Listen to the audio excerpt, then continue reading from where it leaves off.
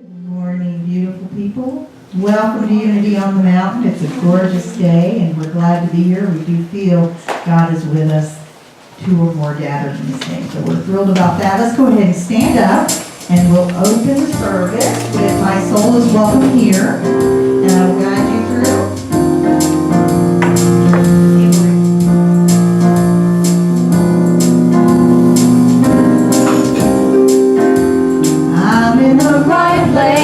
At the right time, I am just where I'm supposed to be. I'm in the right place at the right time. I am just where I'm supposed to be. I'm in the right place at the right time. I am just where I'm supposed to be. I'm in the right place at the right time. I am just where I'm supposed to be. Oh, my soul is welcome here. Oh, my soul is welcome here. I am getting the message loud and clear. My soul is welcome here.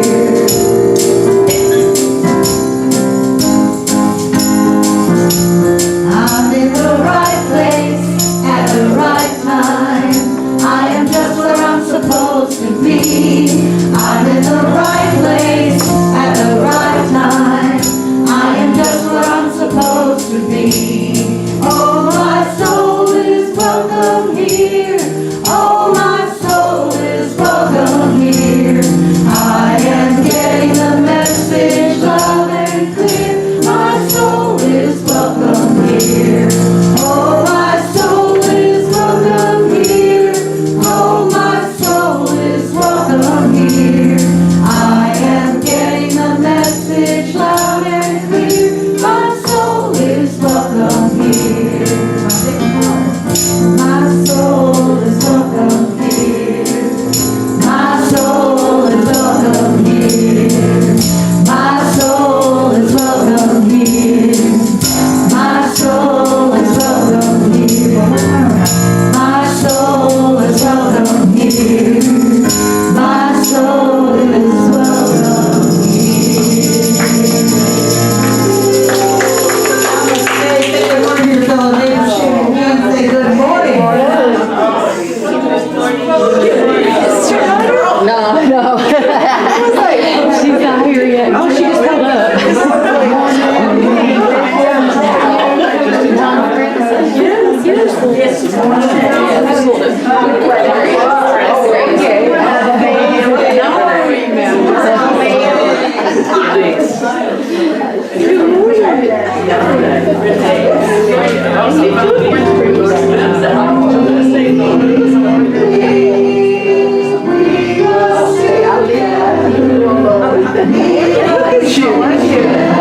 Are you on the pedestal or what? That's a good one for you. Oh my gosh, bless your heart. Wow. Always work it out sometime. You may have a seat.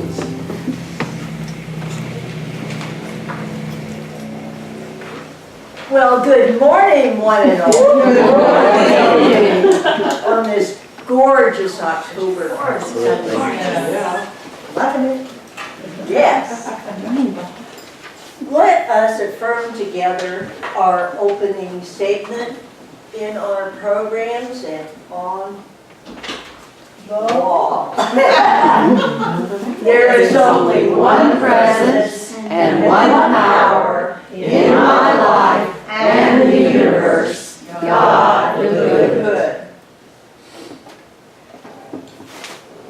This is our Christ candle, which represents that sweet divine inner essence within each every one. And it's not forget that. Let us say together our vision and mission statements. Centered in God, we inspire spiritual transformation, creating a world of love, peace, and prosperity. We are an inclusive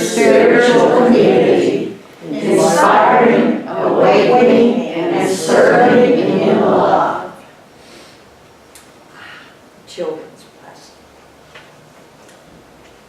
Let us remember all those precious children in our lives, in our families, throughout the world, and our inner child. You know, I think sometimes we tend to forget our inner child. And that inner child needs to be loved, nourished, and cherished. By saying, we love you, we bless you, and we behold Christ in you. We accept you just the way you are. Walk in beauty, you are divine. Wonderful. We're going to go ahead and stand and sing another song. Our thoughts are prayers. We'll sing it just this one screen. We'll sing it 3 times through.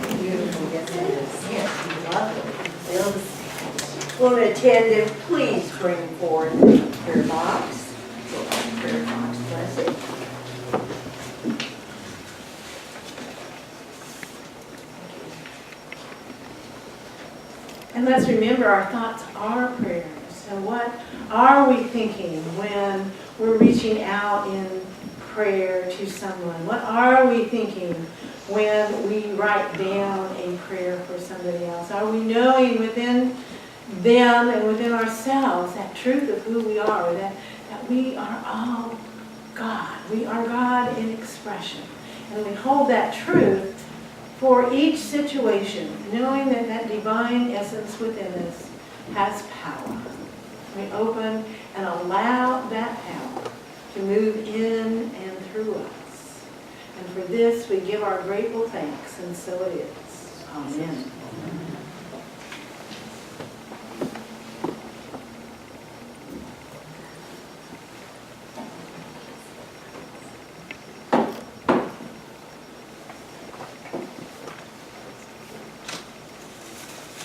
Thank you, Reverend Carol.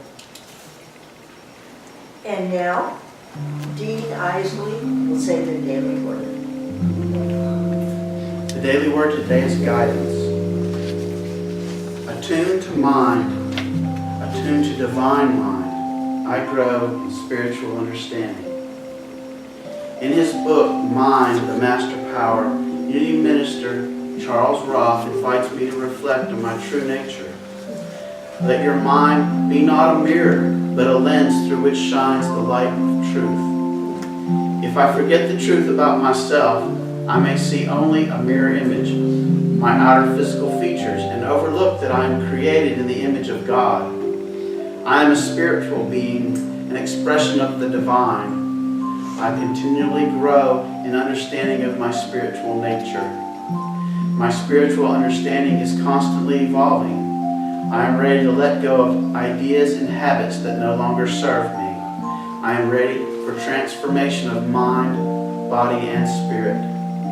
The kingdom of God is as if someone would scatter seed on the ground and would sleep and rise night and day, and the seed would sprout and grow. He does not know how. Mark 4:26-27. Thank you, Dean.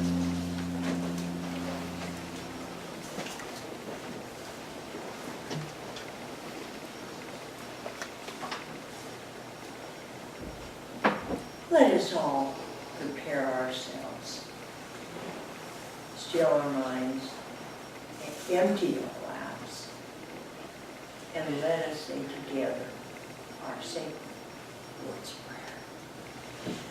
Our Father, who art in heaven, hallowed be thy name.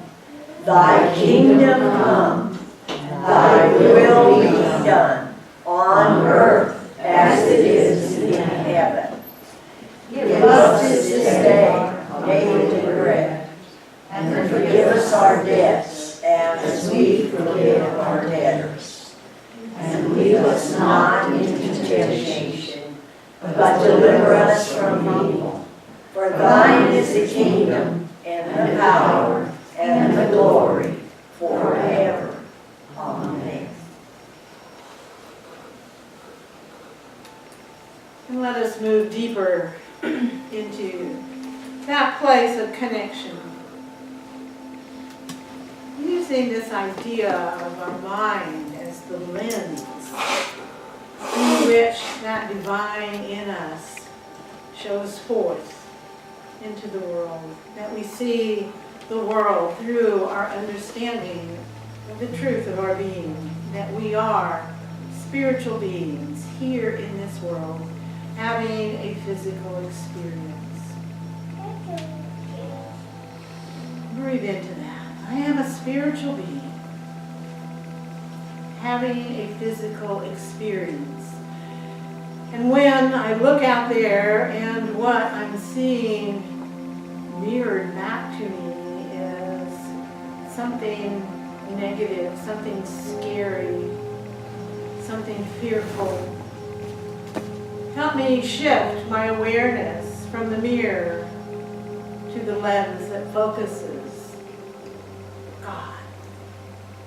God love, God light. That God light shining through my humanness. Informing my consciousness.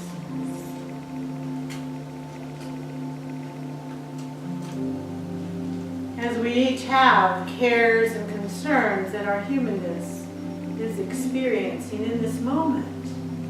In this moment. Breathe into that divine essence. God in me, God that is all that is, God that is the truth of all, here.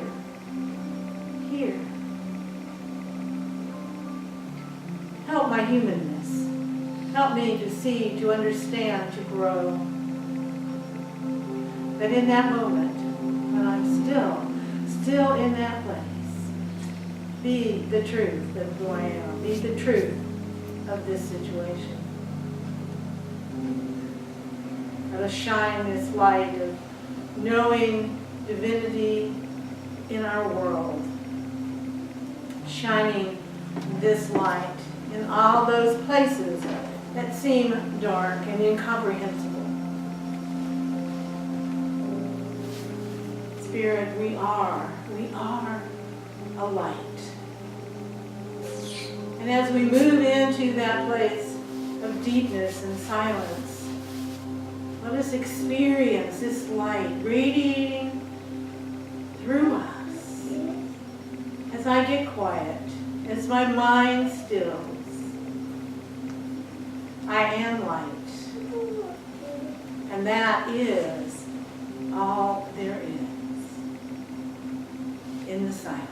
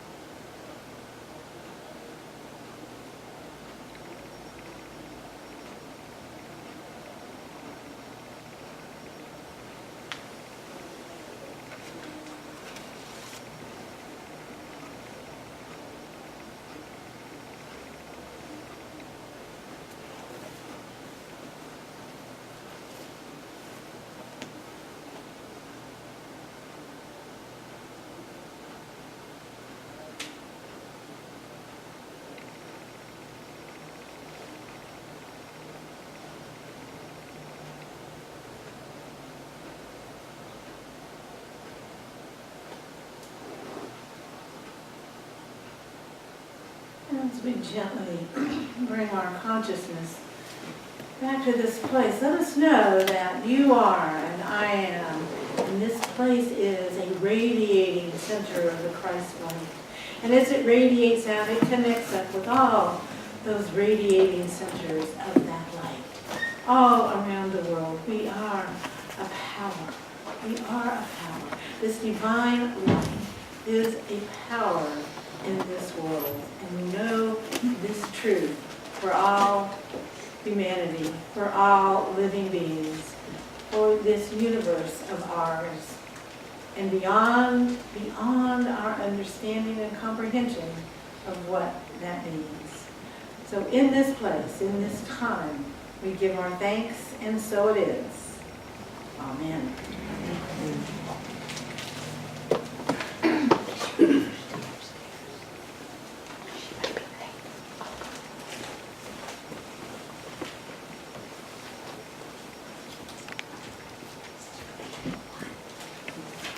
Life has gotten interesting with eye surgery. It affects my brain, so in case any apologies are needed.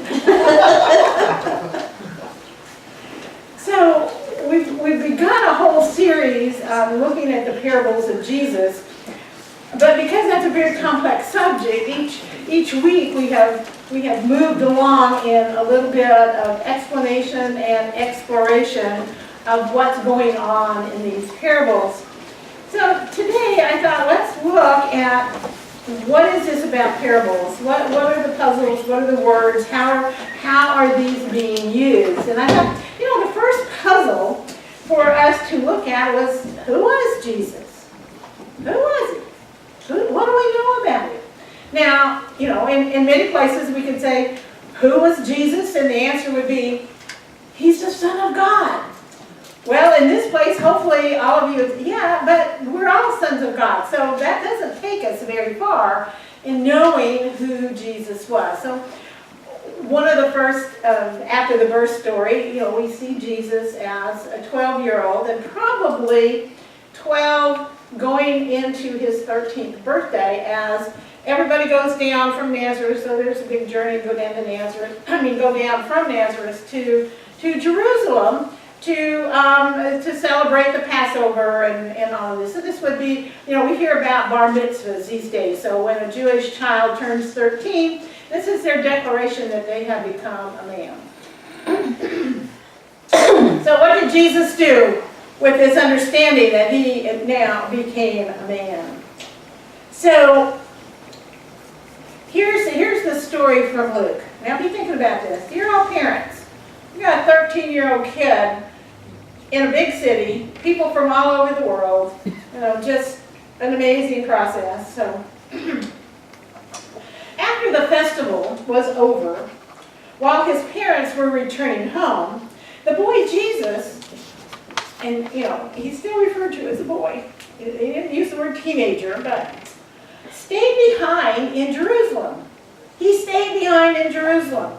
But they didn't know it. They were unaware of it, thinking he was in their company. Because, here's all the people from the village, and there's families and connections, so the fact that your kid's not right beside you wasn't of any concern to them. So they traveled on for a whole day. Then they began looking for him among their relatives and friends. When they did not find him, they went back to Jerusalem to look for him. So they're one day out, one day back. After 3 days, so now they're in Jerusalem for 3 days looking for him. They found him in the temple courts, sitting among the teachers, listening to them and asking them questions.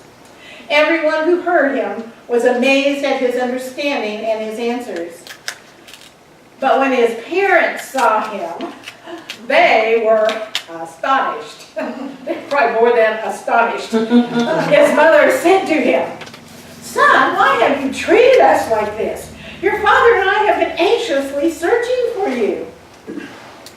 13-year-old, "Why were you searching for me?" he asked. "Didn't you know I had to be in my father's house?" But they did not understand what he was saying to them. I bet they didn't understand that. So, we've been programmed to think that Jesus was this absolute perfect child. And we don't stop and think, what were the parents and the adults and, who was and what was going on in Jesus that maybe was even more than. So he was a 13-year-old doing 13-year-old things. Oh, I can do this. I don't need to tell anybody where I am. And we've been there. We've had them, we know that. But also that understanding. So where was he? He wasn't out finding friends and getting into all kinds of trouble and things like that. He was in the temple and he was exploring. We don't know really anything else about his childhood except in some of the other writings, the Gnostic writings, and the Infancy Gospel of Thomas. So if you want to read something interesting about Jesus' childhood, the Infancy Gospel of Thomas, which you can look up and read it for free on the internet. So these are stories of a young boy who is trying out powers, but without understanding exactly what all of that meant, and they didn't always have a good ending. And I'm not going to tell you the stories, you have to read them yourself. Some of them are pretty interesting, some of them are pretty gruesome, and most of them he was able to put back. Now, were these stories true? Probably not. However, what does it tell us that early writers were telling stories about Jesus that saw him as a person, as a kid who had powers, but needed to grow into them, needed to develop them. He didn't come fully formed the Christ that we meet him as later on in his life. And then what happened?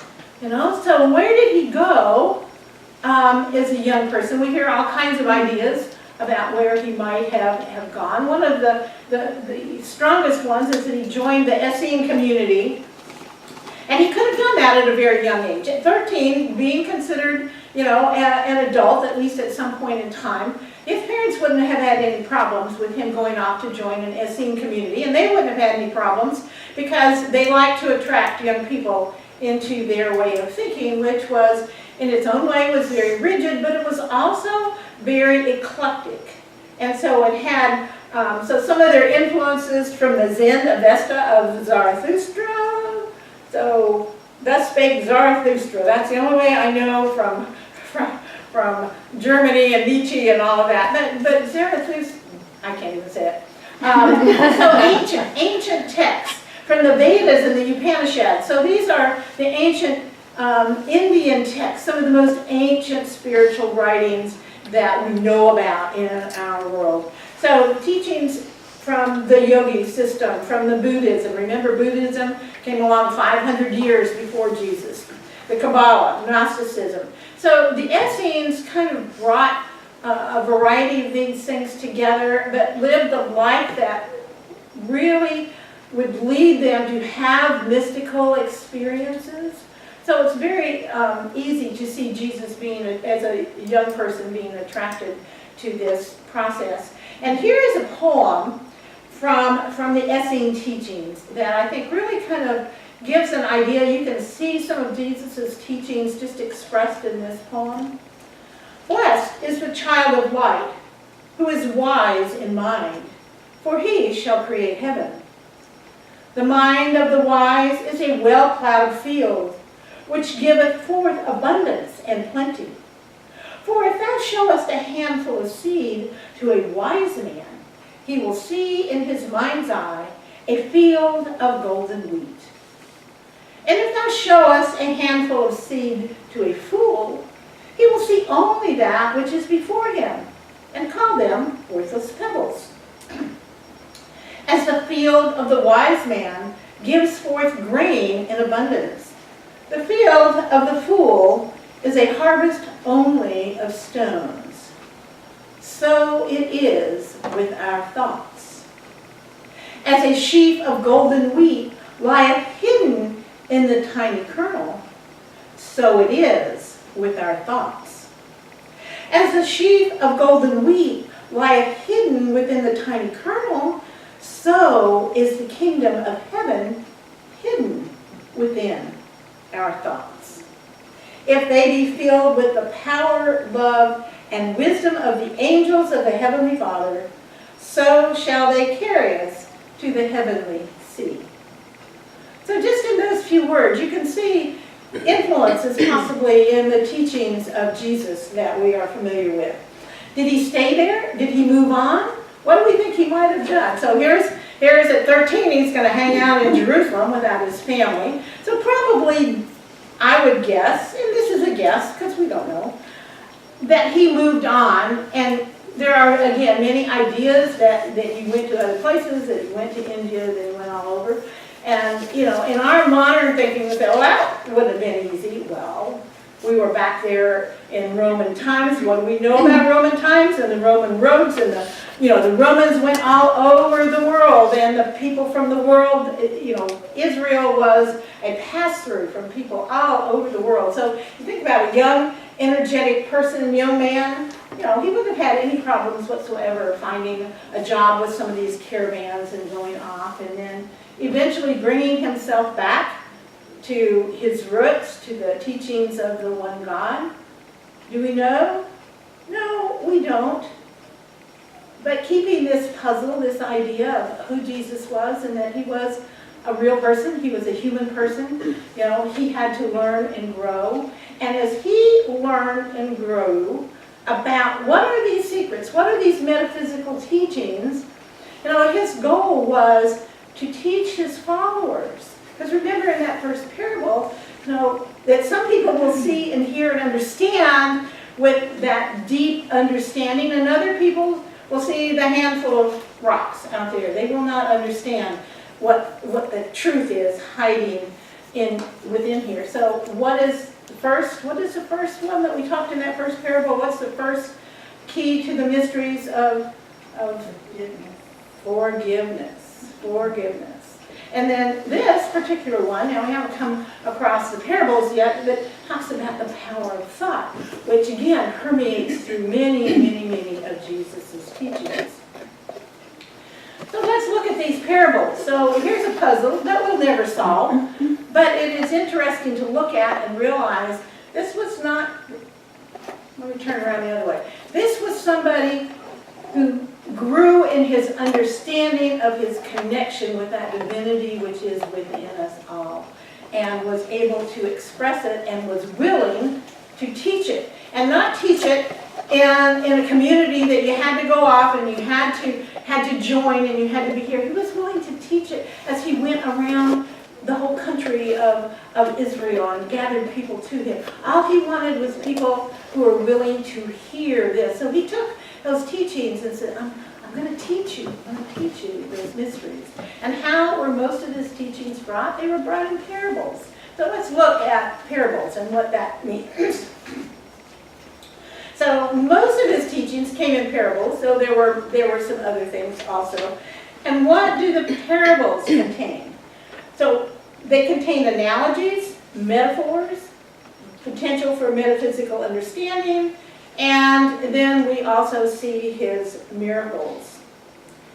And, he told his disciples that these hidden mysteries were within the parables. So it's really important for us to kind of understand what are these other terms and what do they mean and how do they help us look at parables in a different way. So first of all, what is a parable? A parable is a story, short, it has a point to it, it is easily remembered.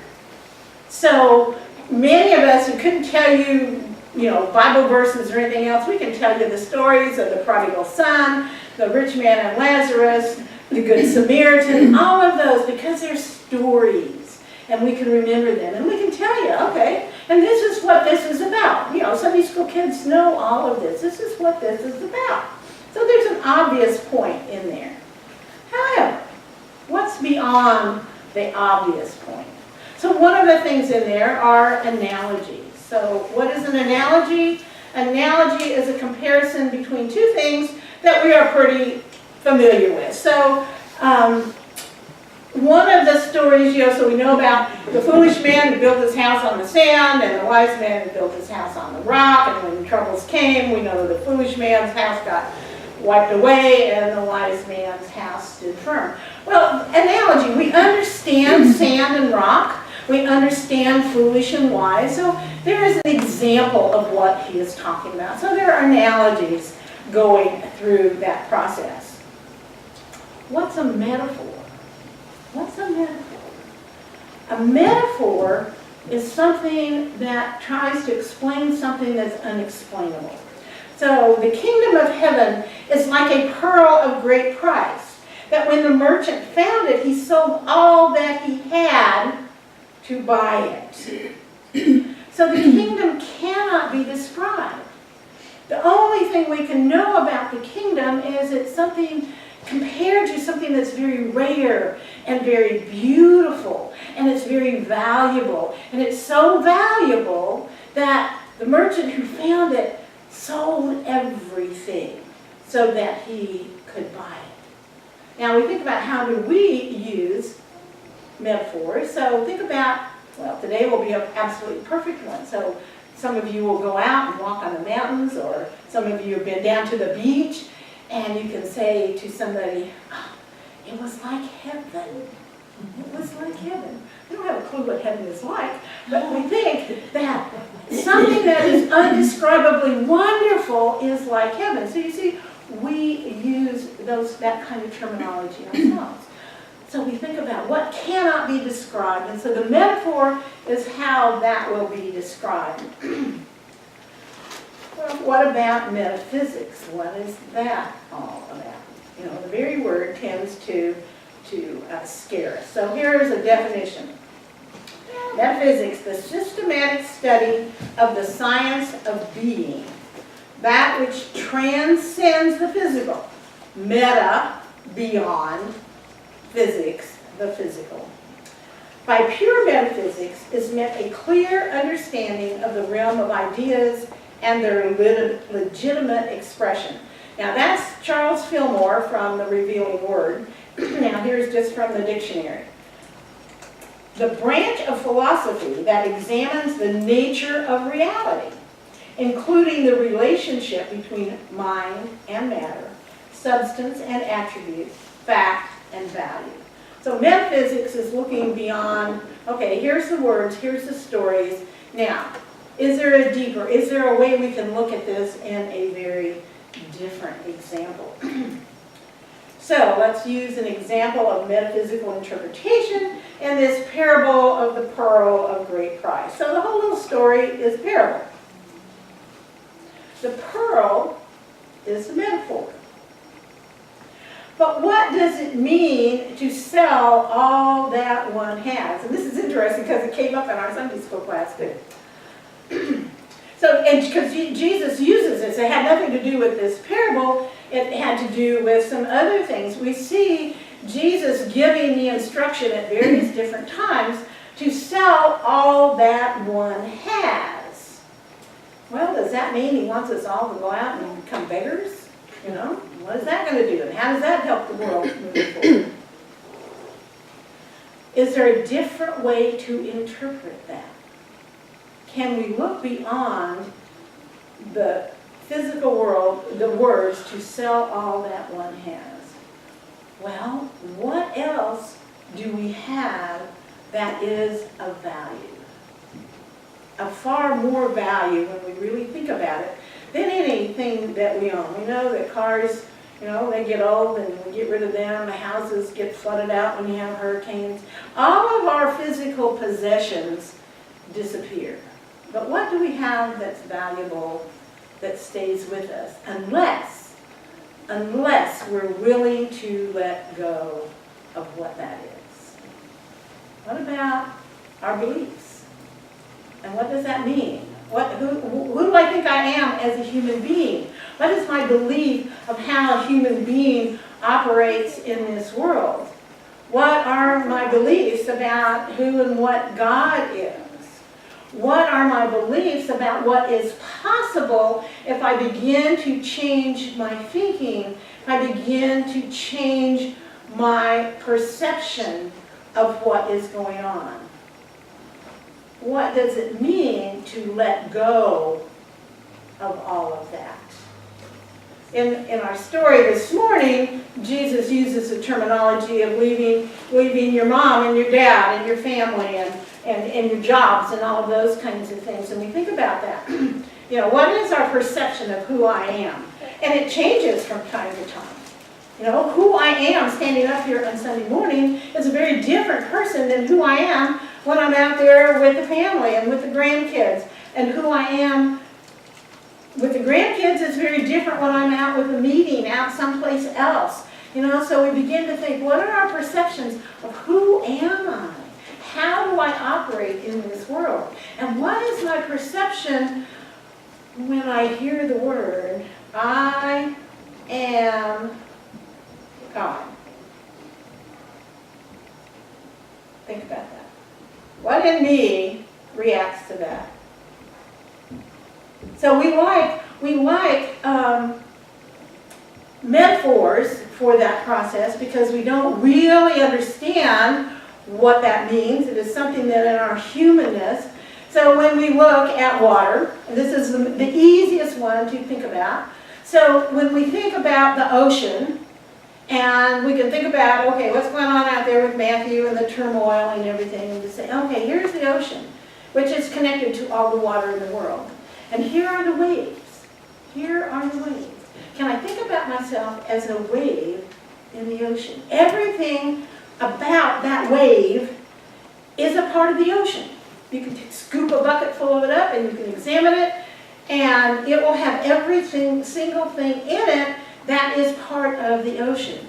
Now, as powerful as those waves are out there and wiping away the coastline and things like that, is it the whole ocean? No. But it is completely connected with that. It is not different in any way, shape, or form. So we begin to think in those kinds of terms when I say, I am God. And if I really begin to shift my previous conceptions, if I'm willing to let go of the fact, well, how many say, I'm only human, Nobody ever says that. No, we're not only human. We are human.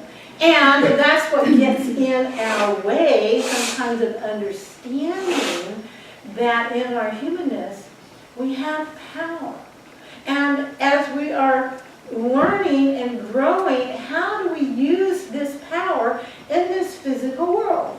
And at other times we look at, what is this physical world about, and why am I here, and all of that. But we are here, and one of the things that is possible for us to do is to begin to see this world through a different lens.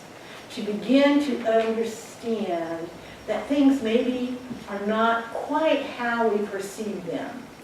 And as you all get tired of hearing now for the next several weeks until I get done with it, I have 3 pair of glasses that I now have to wear. And I can also see clearly without any glasses at all. Out there. Now, I got to put the glasses on to be able to see this page clearly, but I can't see you clearly out there with these glasses on. Now, something as simple as that, can we begin to use that as a way of looking at the world and say, what lens, our daily word talked about looking through the lens as opposed to looking in the mirror. Because the other part happens now, I can look in the mirror and I can see my face without my glasses on. I don't know who the heck that is in there. So when we shift our perspective, things begin to change. So I'm hoping that some of you have begun to use that process of forgiveness and become aware of how that has shifted your perspective, how the world as you experience it changes out there because I let go of anger and fear and all of those things. When I'm holding somebody or something or some situation in a place of unforgiveness, there is that clouded process here. My spirit, my God self is there shining, it is just as clear. But when I have something that gets in its way, then I don't experience it. So as we move through this, what is unity about? Unity is about practical Christianity. It's about taking these teachings and making them work today in our life. It's not about, if you do this now, if you do what I say, if you do what this says right here, when you die, life will be different. No, it's about as you live today in this physical world, how can you have a different experience? So I invite you to think about that and to think about our last word, the miracle. What's a miracle? What's a miracle? So here's from the dictionary. An event or effect in the physical world beyond or out of the ordinary course of things, deviating from, now there's some important words here that can shift this from some people's understanding, from the known laws of nature, or transcending our knowledge of those laws. Now that's in the dictionary. So known and knowledge are really important words that a lot of people who look at miracles as being something, okay, God stood up here and went zap, the storm left, you're healed, that person is punished, whatever that is. So known and knowledge. So here's what Fillmore has to say about it. In reality, miracles are events that take place as the result of the operation of a higher unknown law. So we just don't know the laws yet. And, that's part of what this whole process is learning. All true action is governed by law. Nothing just happens. All happenings are the result of cause and can be explained under the law of cause and effect. So when we think in terms of miracles, we're expanding our understanding of how things operate. How do I begin to see the world? I passed that spoon around the other day. That metal went soft like butter, and I bent it from a straight spoon to this. I don't know how I did it, except that I went through a process, a whole room full of people went through the process of really doing things, getting our mind to look at the world differently, to accept the fact that there can be something different happening in the world, and I was able to do that. Many of you have walked on fire, same thing. You didn't just get out there and say, there's campfire, let me just go have a stroll through it. No, you were prepared to do that. Your mind was helped to look at things in a very different way. And I have walked on fire twice. I'm not going to do it again because my fear of fire really gets in the way, really clouds what I know. My head knows what is possible. My fear gets in the way. However, walking on water. So there's a story. So here's several ministers out in a boat, out in the lake, and there's some who have been fishing together for quite a while. They all know each other, and there's a couple of new people in there. And one of the new people says, I left my fishing rod on the shore. And the Unity minister who was there says, oh, don't worry about it, I'll go get it. And he hops out of the boat, and they're out in the lake, and he just ran across the top of the lake and goes and gets this fishing pole and brings it back and says, here. And the new person is going, he just walked on water. What is all that about? The other one says, he knows where the stepping stones are. But isn't that true? What we're learning, where are the stepping stones? So the stepping stones are in our awareness. And we are creating that awareness. We're creating a consciousness with that. So I want to conclude with another statement by Charles Fillmore. Mighty things have been wrought in the past by those who had the mere blind faith to guide them. So we know the power of faith is absolutely incredible. To faith, we now add understanding of the law, and our achievements will be a fulfillment of the promise of Jesus. He that believes on me, the works that I do, shall he do, and greater works than these shall he do. And believes on me is, okay, do you believe me? Do you believe what I'm teaching you? Do you believe the things that we have done together? And those are the mysteries. You will be able to do those things. We're going to be awesome. We are awesome. We just have to recognize it. Thank you.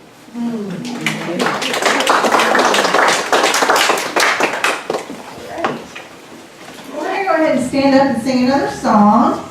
Open my eyes that I may see all the awesomeness that I can be. I don't know. Okay, go ahead and stand up and raise if you want. It's number 72 in your red book. If you want to follow along there, our words are all set here. Open my eyes that I may see glimpses of truth thou hast for me. Lays in my hands the wonderful key that shall unclasp and set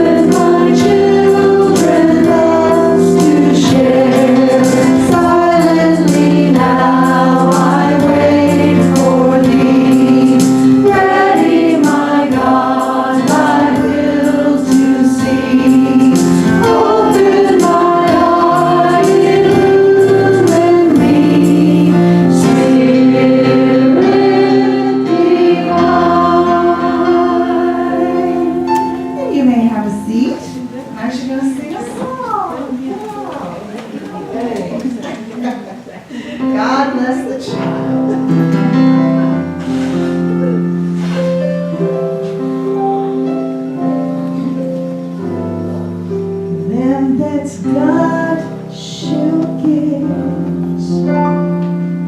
them that's not shall lose. So the Bible said, and it still is news. Mama may have, above may have, but God bless the child that's got his own, that's got his own.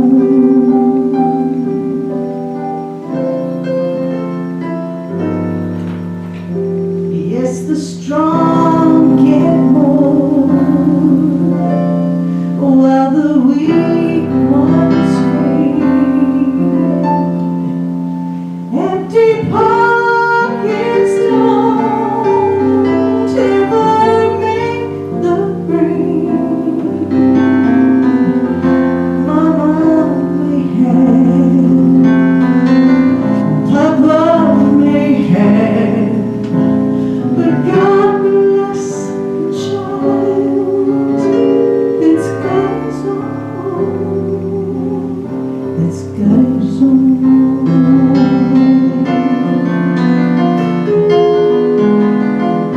Money, you got lots of friends crowding round your door. When you're gone and spending ends, they don't come no more. Rich relations give crust of bread and such. You can help yourself, but don't take too much. Mama may have, Papa may have, but God bless the child that's got his own, that's got his own.